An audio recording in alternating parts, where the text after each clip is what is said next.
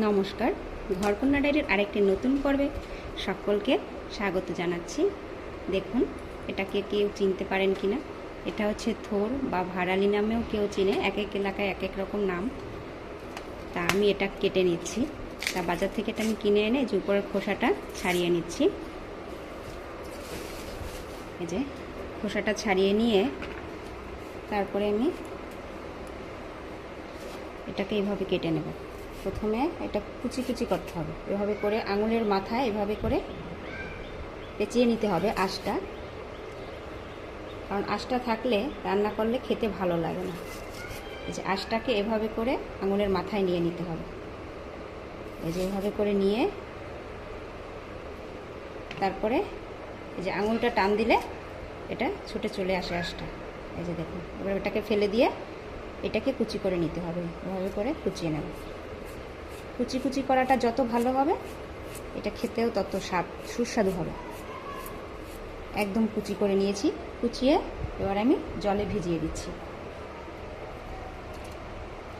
এভাবে করে আমি পুরো থোরটাই কেটে নেব। এই যে আরেকবার দেখাচ্ছি। এই যে এভাবে করে আঙুলের মাথায় পেঁচিয়ে নিতে হবে আঁশটাকে, তাহলে পুরো আঁশটাই কিন্তু এটা থেকে সরে যায়। এটা কাটতে একটু ঝামেলা, তাই অনেকে হয়তো বা খেতেও চায় না, কিন্তু একবার শিখে গেলে তারপর আর সমস্যা হয় না। এই যে আঙুলের মাথাতে আঁশটা চলে আসছে। এবারে এটাকে এভাবে কুচিয়ে নেব।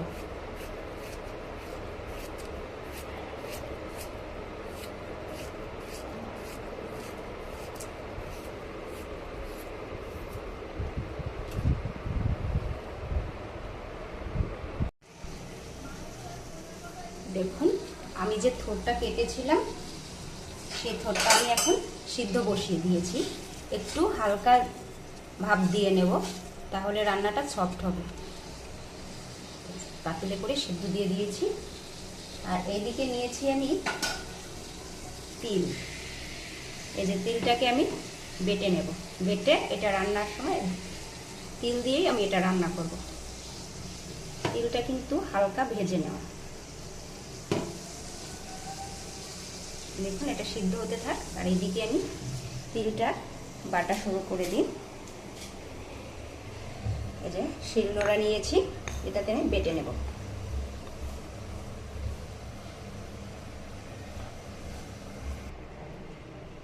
দেখুন, আমি তিলটা বেটে নিয়েছি। আর এখানে নিয়েছি ফোড়নের জন্য কালো জিরে। কালো জিরেটা দিয়ে দিলাম।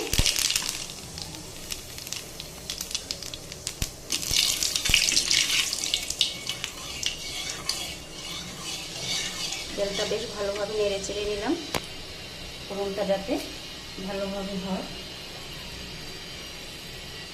আর এইদিকে দেখুন, আমি থোরটাকে সিদ্ধ করে নিয়েছিলাম, এখন এটা দিয়ে দিচ্ছি।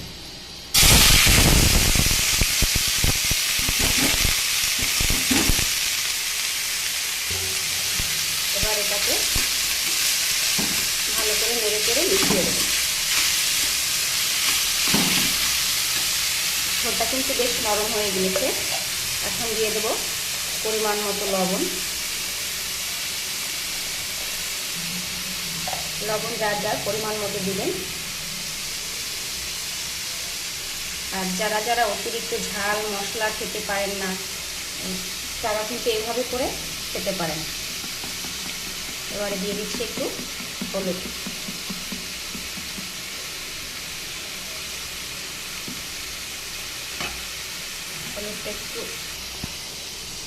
হলুদটা একটু বেশি পড়ে গিয়েছিল, তা আমি উপর থেকে তুলে নিয়েছি। এবার এই যে তিল বাটা, এটাকে দিয়ে দেব।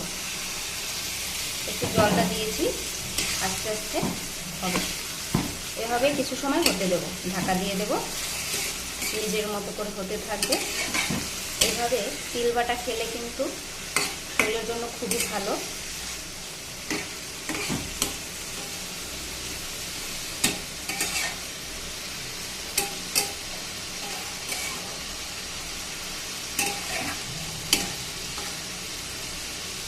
এবার এটাকে ঢেকে দেবো, এভাবে হতে থাকবে, পরে নামাবো।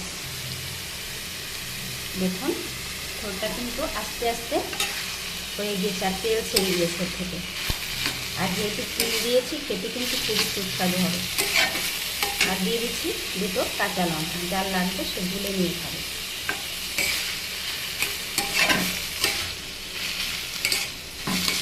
যাদের ঝালে প্রবলেম, ঝাল খেতে পারেন না, তারা এরকম করে খাবেন। এরকম কালো জিরে ফোড়ন দিলে খুব সুন্দর একটা সেন্ট আছে, সাথে তিল বাটা, আবার থোড়।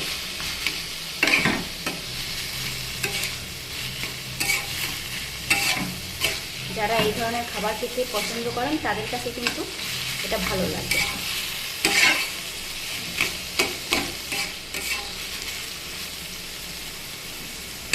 আর একটু হোক, তারপর নামাবো। আবার একটু ঢাকা দিয়ে দিই। দেখুন রান্নাটা কিন্তু বেশ ভালোভাবেই হয়ে গেছে, একটু কিন্তু তেল ছেড়ে দিয়েছে, ভাজা ভাজাও হয়েছে। এটা খেতে কিন্তু খুব সুস্বাদু হয়েছে। আমি লবণটা চেক করার জন্য একটু মুখে দিয়েছিলাম, বেশ ভালোই হয়েছে। আপনারা এইভাবে থোড় এনে এরকম করে খাবেন।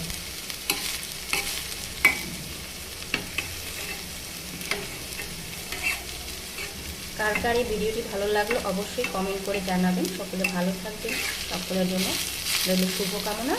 চ্যানেলটি লাইক সাবস্ক্রাইব করে আমাদের পাশে থাকবেন। ধন্যবাদ সকলকে ভিডিওটি দেখার জন্য।